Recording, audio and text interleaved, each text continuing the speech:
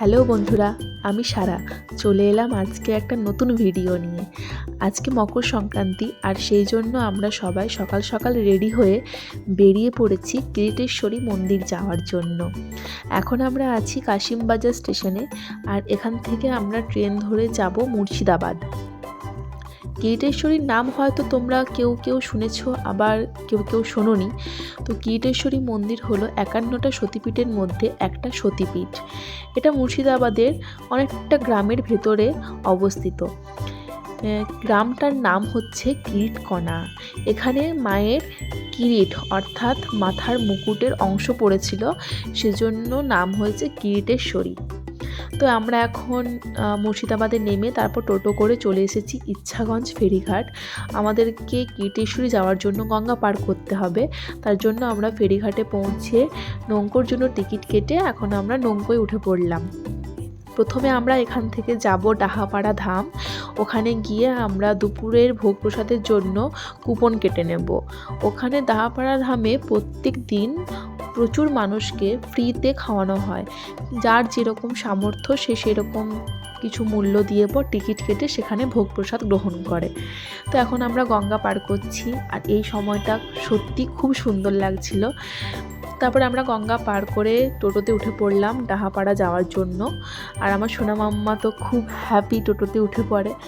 তারপর আমরা পৌঁছে গেলাম ডাহাপাড়া। আর ওখানে পৌঁছে আমরা প্রথমে দুপুরের জন্য কুপন কেটে নিলাম। তারপর আমরা চলে এলাম কিরিটেশ্বরী মন্দিরে। এখানে যেহেতু পৌষ মাস এখন, আর পৌষ মাস মানেই হচ্ছে এখানে 1 মাস মেলা। খুব বড় এবং একটা সুন্দর মেলা বসে এখানে। যেহেতু আজকে মকর সংক্রান্তি, পৌষ মাসের শেষ দিন, তার জন্য প্রচণ্ড ভিড় ছিল, মেলাতেও ভিড় ছিল, আবার মন্দিরেও খুব ভিড় ছিল। তো আমরা যাই হোক মায়ের মূল যে মন্দির সেখানে গেলাম পুজো দেওয়ার জন্য। প্রচণ্ড ভিড় থাকার কারণে আমি এখানে ঠিকঠাক ভিডিও করতে পারিনি, কিন্তু একটুখানি ক্লিপ নিতে পেরেছিলাম, তোমাদের সাথে সেটাই শেয়ার করলাম।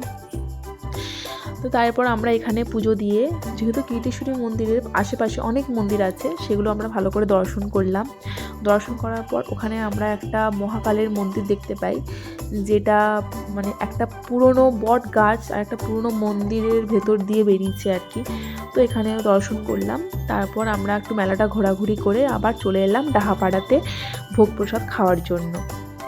আমরা পৌঁছে গেছি ডাহাপাড়া আর এখানে থেকে আমরা দুপুরবেলার ভোগ প্রসাদ গ্রহণ করলাম। তারপর আমরা আবার রিটার্ন বাড়ির জন্য বেরিয়ে পড়লাম। তো আজকের মতো ভিডিওটা এইটুকুই থাকলো।